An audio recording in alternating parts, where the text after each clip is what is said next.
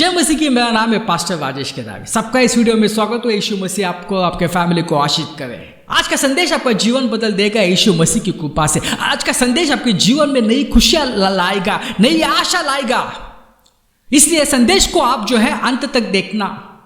भाइयों बहनों, भजन संहिता 107:20 में लिखा है, वो अपने वचन के द्वारा उनको चंगा करता है। क्या लिखा है यहाँ पे? वचन के द्वारा उनको चंगा करता है। बहुत सारे मसीह को लगता है कि अगर कोई मेरे सिर के ऊपर हाथ रख के प्रार्थना करे तो मैं चंगा हो जाऊंगा। मगर यहाँ पे क्या लिखा है? वो अपने वचन के द्वारा उनको चंगा करता है। भाइयों बहनों, बहुत ही आवश्यक है कि यीशु मसीह के वचन के ऊपर मनन करना, यीशु मसीह के जो वचन है उस वचन को सुनना, क्योंकि ये जो वचन है आपके जीवन में चंगाई लेके आएगी, आपके जीवन में नई खुशियां लेके आएगी। और लिखा है कि और जिस गड्ढे में वे पड़े हैं उससे निकालता है। मुझे नहीं मालूम कि आप किस गड्ढे में है, मगर यीशु मसीह जो है, यीशु मसीह आपको वहां से निकालेगा। यदि आप मायूस है, यदि आप आज बीमार हैं, बहुत सालों से आप बीमार हैं और डॉक्टर ने कहा कि आप जो है आप ज्यादा समय तक आप जी नहीं सकते, भाइयों बहनों, यीशु मसीह आपको निकालेगा। यीशु मसीह आपको अच्छी सेहत देगा। यदि आपका बिजनेस अच्छा नहीं चल रहा, यदि आपके पास काम नहीं है, यदि घर में परेशानी है, यदि कुछ नहीं हो रहा आपके जीवन में, आज आपके जीवन में यीशु मसीह नई खुशियां, नई आशा लेके आएगा। यूहन्ना 10:10 में लिखा है, मैं इसलिए आया हूं कि वे जीवन पाए और बहुता से पाए। भाइयों बहनों, यीशु मसीह की ये इच्छा नहीं कि हम डिप्रेशन में रहे, हम निराशा में रहे, हम मायूस रहे। ये यीशु मसीह की इच्छा नहीं है। यीशु मसीह चाहते हैं कि हम जो है हम जीवन बहुतायत से जिए। सिर्फ जीना काफी नहीं होता। बहुत सारे लोग जो है वो सिर्फ जीते हैं, मगर अंदर से जो है, अंदर से वो मर गए हैं, अंदर से वो दुखी है, अंदर से वो निराश है, उन्होंने आशा खो चुकी है। यीशु मसीह चाहते कि हम जीवन जिए, खुशी से जीवन जिए और बहुतायत से जीवन जिए। ये यीशु मसीह की इच्छा है। आइए हम जाएंगे लूका 7। यीशु लोगों को जो सुनाना चाहता था, उसने कह चुकने के बाद वो कफरनहूम चला आया। वहां एक सेना नायक था जिसका दास इतना बीमार था कि मरने को पड़ा था। वो सेवक उसका बहुत प्रिय था। भाइयों बहनों, इस वचन से हमें पता चलता है कि यीशु मसीह जो है, यीशु मसीह कफरनहूम गए और वहां पे बहुत बड़ा चमत्कार हुआ, क्योंकि एक जो सेना नायक था, उसका जो सेवक था, वो बहुत ही बीमार था और वो मरने के ऊपर था। मगर यीशु मसीह ने जो है, यीशु मसीह ने चंगा किया। यीशु मसीह वहां पे नहीं गए, मगर यीशु मसीह ने अपना वचन को भेजा और वो जो सेवक था, जो मरने की स्थिति में था, वो चंगा हो गया। तो ये हुआ था कफरनहूम में। उसके बाद में क्या हुआ यह हम देखते हैं। लूका 7:11 में अभी हम पढ़ते हैं। फिर ऐसा हुआ कि यीशु नाइन नाम के एक नगर को चला गया। उसके शिष्य और एक बड़ी भीड़ उसके साथ थी। अभी यीशु जो थे वो कफरनहूम में थे, मगर अभी जो है वो नाइन गांव में वो चले गए। अभी कफरनहूम से ये जो नाइन गांव जो होता है, वो नाइन गांव 48 किलोमीटर का वो फासला है। बहुत बड़ा फासला है। 1 और 2 दिन लगते हैं उस नगर में जाने के लिए। और ये जो नाइन गांव जो था वो ऊपर बसा हुआ था, इसलिए जो है पहाड़ से चलते चलते चलते जो है 48 किलोमीटर उधर जाना पड़ता था। तो अभी हम देखेंगे यीशु मसीह उस गांव में क्यों गए। क्योंकि यीशु मसीह जिस शहर में जाते हैं, जिस गांव में जाते हैं, उनका एक मकसद होता है। वो यूं नहीं चले नहीं जाते। जैसे कि आपको मालूम है कि जो सामरी स्त्री थी, उसको बचाने के लिए, उसको सुसमाचार सुनाने के लिए, उसको उद्धार देने के लिए यीशु मसीह जो है वो सामरिया गांव में गए थे। अभी बहुत सारे यहूदी जो लोग थे वो उस गांव में जाना पसंद नहीं करते थे, क्योंकि जो सामरी जो लोग हैं और जो यहूदी उनके बीच में बनती नहीं थी। मगर यीशु मसीह जो है इसकी परवाह नहीं की, मगर उस स्त्री को बचाने के लिए, उस सामरी स्त्री को बचाने के लिए यीशु मसीह जो है उस गांव में चले गए। यीशु मसीह ने उसको सुसमाचार सुनाया, यीशु मसीह ने उसको उद्धार दिया, जिससे कि सब गांव जो है वो यीशु मसीह की तरफ आ गया। इसलिए यीशु मसीह जहां पे भी जाते हैं वहां एक मकसद होता है। तो यीशु मसीह जो है नाइन गांव में क्यों आए थे ये अभी हम देखेंगे। 48 किलोमीटर चल के यीशु मसीह यहाँ पे क्यों आए थे ये हम देखेंगे। वचन 12, वो जैसे ही नगर के द्वार के निकट आया तो वहां से एक मुर्दे को ले जाया जा रहा था। वो अपनी विधवा मां का इकलौता बेटा था। सो नगर के अगणित लोगों की भीड़ उनके साथ थी। तो अभी आपको समझा कि यीशु मसीह यहाँ पे क्यों आए थे। यीशु मसीह यहाँ पे आए थे, यीशु मसीह को मालूम था कि एक जो विधवा है, एक जो विधवा माँ जो है वो परेशानी में है, वो दुखी है, क्योंकि जो है वो विधवा थी और उसके बाद जो है उसने अपना बेटा भी खो दिया है। वो दुखी है और इसलिए उस विधवा माँ के लिए यीशु मसीह जो है वो चल के 48 किलोमीटर कफरनहूम से नाइन गांव में आए थे इस माँ का जीवन बदलने के लिए, इस माँ को खुशी वापस दिलाने के लिए। और ये जो विधवा थी ये मध्यम आयु की थी, क्योंकि उसका बेटा जो था वो नवयुवक था। मगर कितने दुखों से वो गई थी, वो अपने पति को खो चुकी थी। उसके बाद ये जो बेटा था, और बाइबल कहता है कि वो इकलौता बेटा था उसका, तो वही उसके लिए खुशी थी, वही उसके लिए सहावत, सब कुछ वही था पति के बाद। मगर आज वो भी चला गया, कितने दुख से वो जा रही होगी, सब कुछ चला गया। अभी कोई नहीं है उसको सहारा देने के लिए, कोई नहीं है उसको खुशी देने के लिए। वो अकेली पड़ गई थी इस दुनिया में।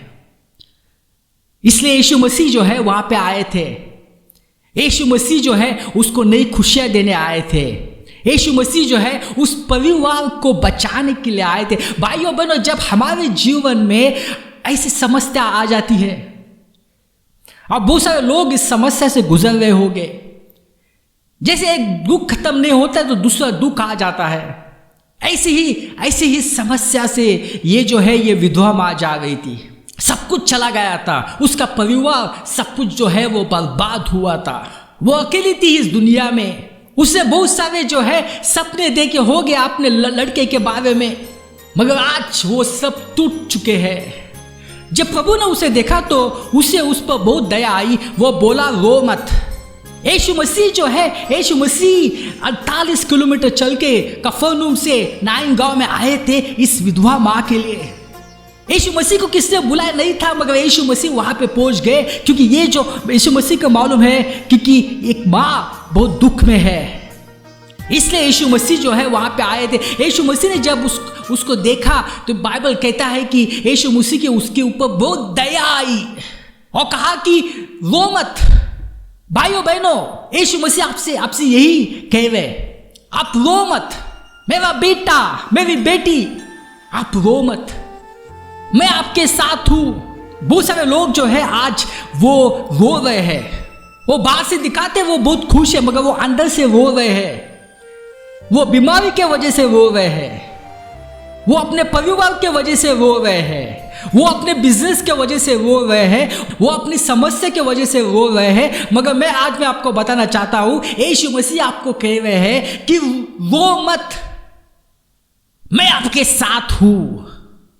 कोई भी समस्या मेरे लिए नामुमकिन नहीं है। आपको लगता होगा कि यह समस्या मेरे लिए नामुमकिन है, यह समस्या के ऊपर मैं जीत नहीं सकता, मेरा जीवन कभी बदल नहीं सकता। मेरे लिए जो है आत्महत्या जो है यही एक मार्ग है। कर भाइयों बहनों, यीशु मसीह के लिए सब कुछ मुमकिन है। आपको जो है निराश होने की आवश्यकता नहीं है, आपको हताश होने की आवश्यकता नहीं है, आपको जो है वो आत्महत्या करने की आवश्यकता नहीं है, क्योंकि यीशु मसीह आपके नजदीक है। ऐसे परिस्थिति में से जाते हैं जो हमारा जो नज़दीक का कोई जो है वो मर जाता है, तो बहुत सारे लोग जो है वो हमें प्रोत्साहन करते हैं कि आप रो मत, आप धीरज रखें। मगर देखो, जो लोग हमें प्रोत्साहन करते हैं अच्छी बात है, मगर वो लोग जो है सिर्फ बात कर सकते हैं, वो हमारे जीवन को बदल नहीं सकते हैं, वो हमारे परिस्थिति को बदल नहीं सकते हैं। मगर यीशु मसीह जो है यहाँ पे उसको कहा, उस विधवा माँ को कहा कि वो मत। यीशु मसीह ने उसके ऊपर दया दिखाई, मगर यीशु मसीह उसके जो परिस्थिति जो है उसको वो बदलना चाहते थे, और इसलिए यीशु मसीह वहां पे आए थे। जब प्रभु ने उसे देखा तो उस पर बहुत दया आई, वो बोला रो मत। फिर वो आगे बढ़ा, उसने ताबूत को छुआ। वे लोग जो ताबूत को ले जा रहे थे निकल खड़े थे। यीशु ने कहा, नवयुवक, मैं तुझसे कहता हूं, खड़ा हो जा। सो वो मरा हुआ आदमी उठ बैठा और बोलने लगा। क्या कहा यीशु मसीह ने? नवयुवक, मैं तुझसे कहता हूं, खड़ा हो जा। ये जो नवयुवक था वो मर गया था। हो सकता है कि 3-4 घंटे पहले वो मर गया होगा। वो मर गया था, उसके लिए सब कुछ जो है वो कब्रिस्तान में तैयारी हो चुकी थी, सब कुछ हुआ था। वो जा रहा था कब्रिस्तान में, मगर यीशु मसीह वहां पे आ गए। वो कुछ सहयोग नहीं था, ये यीशु मसीह की योजना थी। यीशु मसीह आ गए, उस नवयुवक से कहा, मैं तुझसे कहता हूं, खड़ा हो जा। यीशु मसीह आज यही आपसे कह रहे, खड़ा हो जा मेरा बेटा, मेरी बेटी, खड़ा हो जा। तू बहुत दिनों से तू बीमार है, बहुत दिनों से तू दुख में है, बहुत दिनों से तू डिप्रेशन में है, मगर आज मैं कहता हूं कि तू खड़ा हो जा। खड़ा हो जा, तू अपने डिप्रेशन से खड़ा हो जा, तू अपनी निराशा से खड़ा हो जा, तू अपनी बीमारी से मैं आया हूं। अब ये जो आदमी था नवयुवक, वो उठ बैठा और वो बोलने लगा। यीशु ने उसे उसकी मां को वापस लौटा दिया। यीशु मसीह ने वो खुशियां वापस लेके आए। यीशु मसीह ने उसकी मां को वो वापस लौटा दिया। यीशु मसीह को किसने बुलाया नहीं था, यीशु मसीह से किसने विनती नहीं की थी। वो तो सब जा रहे थे कब्रिस्तान में, मगर जीवन जो है, जीवन ने उनका रास्ता जो है वो रोक लिया। यीशु मसीह ही जीवन है। जब यीशु मसीह हमारे जीवन में आ जाते हैं तो जो भी अंधेरा जो होता है जीवन में वो सब चला जाता है। बीमारियां चली जाती है, गरीबी चली जाती है, निराशा चली जाती है, डिप्रेशन चला जाता है, एक नई आशा आ जाती है। और यहां पे यीशु मसीह को किसने बुलाया नहीं था। और एक भविष्यवाणी थी, रोमियो अध्याय 10-20। क्या लिखा है यहां पे? फिर एशाह बड़े हियास के साथ कहता है कि जो मुझे नहीं ढूंढते थे उन्होंने मुझे पा लिया।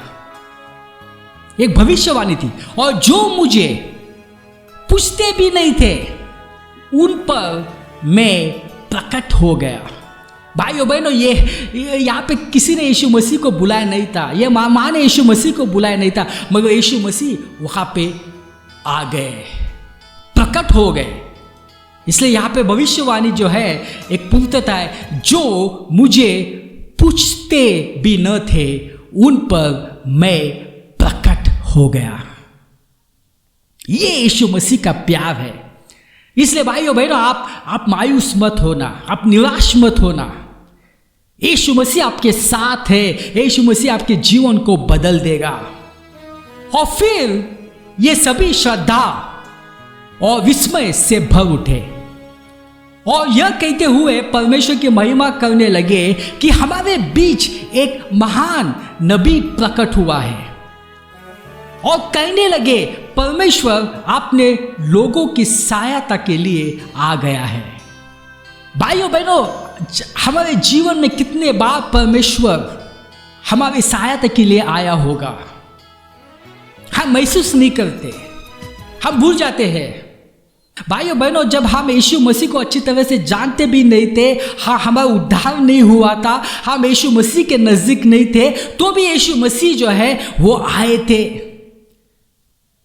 तो भी यीशु मसीह हमारे सहायता के लिए आए थे।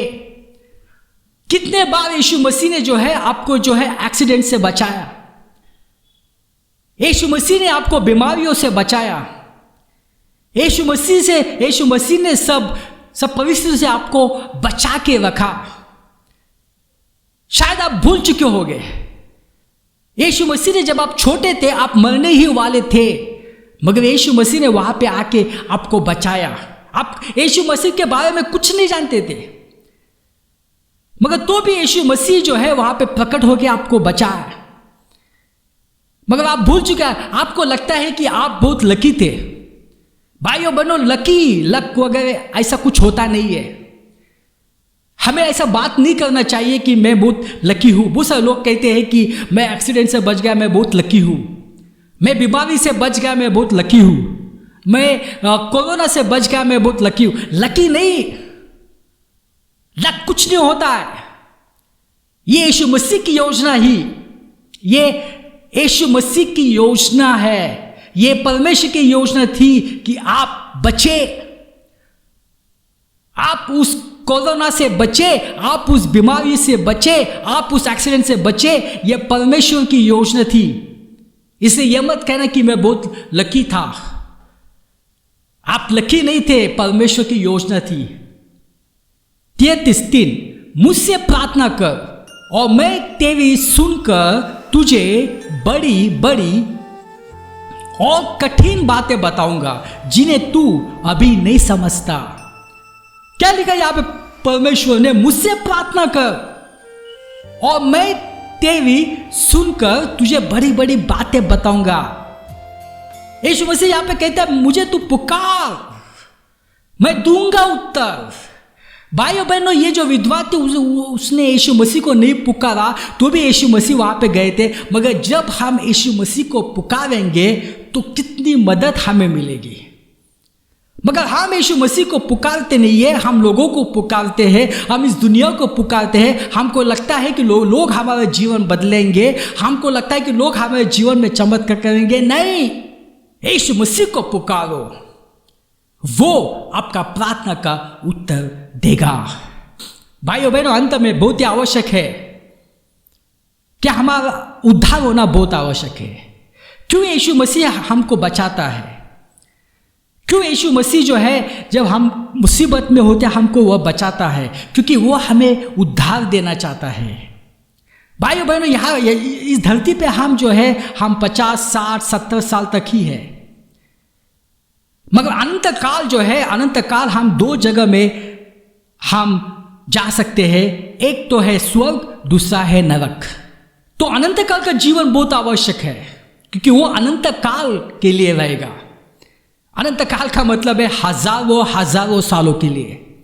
इस वजह आपका उद्धार होना बहुत आवश्यक है। रोमियो 10:10 में लिखा है, क्योंकि धार्मिकता के लिए मन से विश्वास किया जाता है और उद्धार के लिए मुंह से अंगीकार किया जाता है।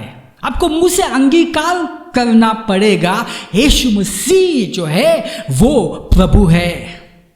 यीशु मसीह मेरे पापों के लिए क्रूस के ऊपर उन्होंने लहू बहाया, जिससे कि आज मैं जो हूं मैं बदल गया हूं, जिससे कि आज मेरा उद्धार हो चुका है। यह प्रार्थना आपको करना पड़ेगा, ये विश्वास आपको रखना पड़ेगा। आइए हम प्रार्थना करते। पिता परमेश्वर, धन्यवाद देते ये समय के लिए, आप महान खुदा है। ये सब प्रार्थना यीशु मसीह के नाम से करता हूं, आमीन।